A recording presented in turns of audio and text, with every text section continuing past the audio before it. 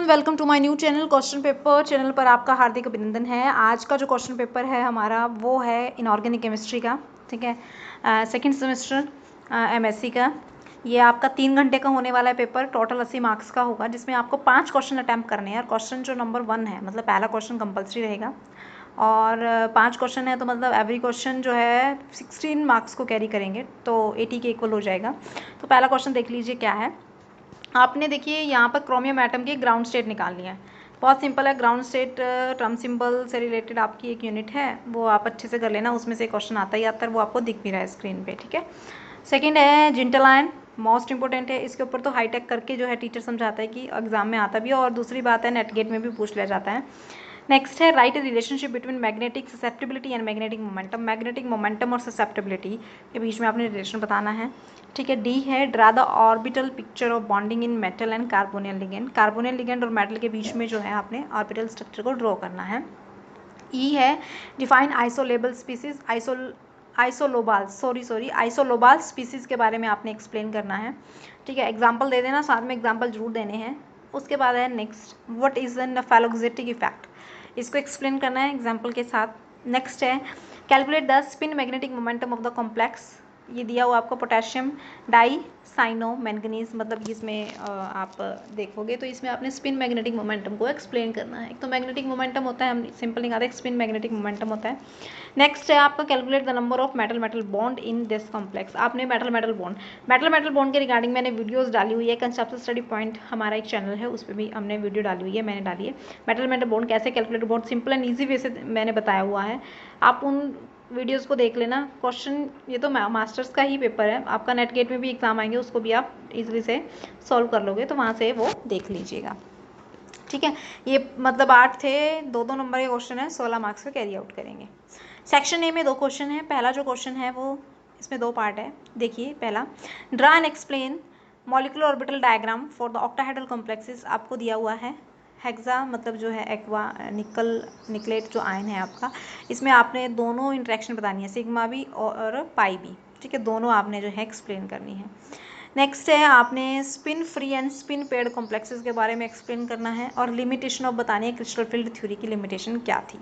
ठीक है, दोनों पार्ट है, 8-8 नंबर के होंगे। ठीक है, थर्ड क्वेश्चन है, थर्ड में भी 2 हैं। चिलट इफेक्ट एक्सप्लेन करना है, मोस्ट इंपॉर्टेंट है भाई, बहुत ज़्यादा इंपॉर्टेंट है, बहुत जोर देते हैं क्लास में टीचर इसको करवाते हुए, तो प्लीज़ इसे ध्यान से नोट डाउन कर लेना। उसके फैक्टर है, उसकी स्टेबिलिटी है, उसके एग्जाम्पल जो भी है with an example, most important है। चिलर इफेक्ट क्या है, उसके फैक्टर अफेक्टिंग लाइबिलिटी को कौन से फैक्टर अफेक्ट करते हैं, एंड स्टेबिलिटी ऑफ कॉम्प्लेक्सेस को किस तरीके से अफेक्ट करते हैं।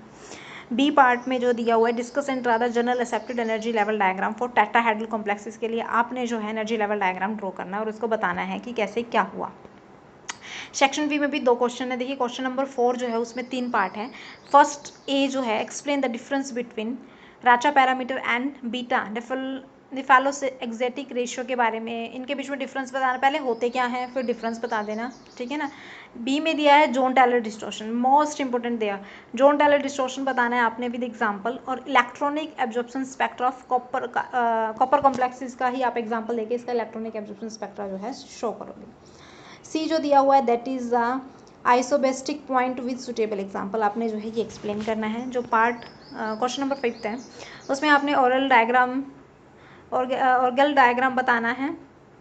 ये आपको कॉम्प्लेक्स दिया हुआ है, नीचे आपको कॉम्प्लेक्स दिया हुआ है हेक्सा वेनिडीनेट आयन और हेक्सा जो है आपका माइन कोबाल्टेट आयन जो है मेटल आयन जो आपको दिए हैं। ऑक्टाहेड्रल कॉम्प्लेक्स का आपने जो है ऑर्गल डायग्राम बताना है, और पॉसिबल ट्रांजिशन क्या है वो आपने एक्सप्लेन करनी है। बी है discuss the structural evidence from electronic spectra of the transition metal complexes. आपने ट्रांजिशन मेटल कॉम्प्लेक्सेस से इलेक्ट्रॉन स्पेक्ट्रा को एक्सप्लेन करना है विद एविडेंस के साथ। ठीक है, सेक्शन सी में क्वेश्चन नंबर 6 आप देखिए, जिसका ए पार्ट है कि आपने स्पिन स्टेट क्रॉस ओवर को रिप्रेजेंट करना है। Complex having D6 metal ion है। ठीक है, D6 मेटल आयन में, और एक आपको नीचे कॉम्प्लेक्स है, आपको दिख रहा होगा ये हैवी सा कॉम्प्लेक्स, इसमें आपने एक्सप्लेन करना है।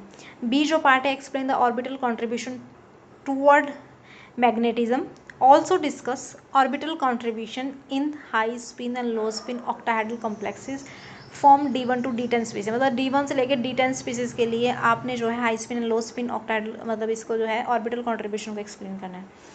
7th है क्वेश्चन नंबर ए देखिए, इसका मेटल क्लस्टर बताने आपने होते क्या हैं, ठीक है। आपने bonding and structure of following metal cluster, इनकी बॉन्डिंग बतानी है, इनके स्ट्रक्चर बताने की भी ये क्या है मेटल क्लस्टर, जैसे कि हमने बताया भी है कैसे क्या है, ठीक है। तो वो आप वीडियो से वहाँ पे देख लीजिएगा, जो हमारा चैनल है कंसेप्चुअल स्टडी पॉइंट, वहाँ से आपको पता लग जाएगा, ठीक है। नेक्स्ट है B, discuss the Wade's rule and write the preparation of ortho. ये दिए हुए आपको, देखो कार्बोरेन है ये दोनों, एक ऑर्थो एक पैरा, एंड इसके स्ट्रक्चर को ड्रॉ करने हैं दोनों के, कैसा क्या है, तो वैट्स रूल अप्लाई करना है यहाँ पे। सेक्शन डी है, सेक्शन डी में पहला जो 8 का पहला है, describe the Tolman electronic parameter rather structure of this complex metal carbonyl anion का, ये आपने करना है। रेहेनियम कार्बोनिल दे रहा है, इसको आपने ड्रॉ करना है। बी है, write preparation reaction of sodium nitroprusside and tertiary phosphine as a ligand, इसकी प्रिपरेशन आपने जो है एक्सप्लेन करनी है। 9th में क्या है भाई, 9th में देखिए ए के अंदर 3 पार्ट दिए हैं, preparation of metal nitrosyl complex, metal dinitrogen complex, disproportion reaction in metal carbonyl, ये तीनों बतानी है आपने, ठीक है। बी है, discuss the vibrational spectra of metal carbonyl for bonding and structural, आपने जो है वाइब्रेशन स्पेक्ट्रा बताना है मेटल कार्बोनिल का फॉर बॉन्डिंग के लिए एंड स्ट्रक्चर जो होता है एलिस्ट्रेशन के लिए। अब इसमें जो आपको जौन सा भी क्वेश्चन इजी लगे आप वो कर दीजिएगा, 9 क्वेश्चन है, 9 में से 5 करने हैं भाई, लेकिन आपको जो अच्छे से आते हैं ना, सबसे पहले आप उसे देखिएगा, वही क्वेश्चन आपने अटैम्प्ट करना है, ठीक है। क्वेश्चन पेपर आपको प्रोवाइड कर दिया गया है, ठीक है, जम के तैयारी करें, ठीक है। All the best, I hope ये वीडियो आपके लिए बहुत हेल्पफुल रहेगी। Thanks a lot, thank you so much watching this video, have a nice day.